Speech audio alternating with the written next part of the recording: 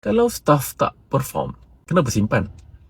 Jadi saya dah deal, ada buat consultation, ada buat coaching dengan SME yang saya bantu untuk upgrade dia marketing department to the next level supaya makin bersistem.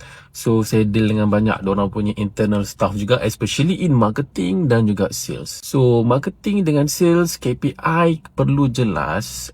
Dan kalau tak mencapai apa yang sepatutnya mereka kena buat, contohnya sehari nak kena 2 kali posting, okay, sale kena banyak ni dalam seminggu atau sebulan, and then kalau macam video kena ada berapa. So mereka perlu penuhi that goals. Kalau dia tak mencapai dan malah lambat dan malah macam simpan berbulan-bulan walaupun dia tak capai, even ada yang bertahun, saya tak faham kenapa simpan. Tapi sebenarnya soalan tu kepada saya juga kan. Saya pun pernah buat benda yang sama. Jadi kat situ kita pun dalam dilema. Ada yang kata macam nak tolong, ada yang kata oh dah lama, so ada macam some kind of emotional attachment. Ada yang kata nak bagi peluang lagi, masalahnya dah lama sangat ni. So kat situ saya rasa macam kenapa tak boleh kita buat satu drastic move. Ataupun sebenarnya founder, business owner, dia rasa leceh sebab nak hiring baru, sebab dia akan ambil banyak lagi proses. Sebab itulah saya membawa satu konsep yang tak semestinya kena hire full time.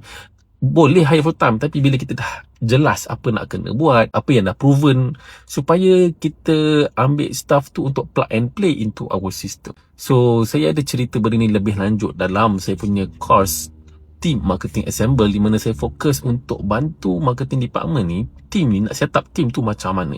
So marketing team ni ada banyak, bukan sekadar ads marketer, ada lagi buat content, ada yang buat live, ada yang social media admin, dan banyak lagi apa-apa sahaja team yang membantu proses marketing dan sales. So just check it out and see kalau anda perlukan panduan itu.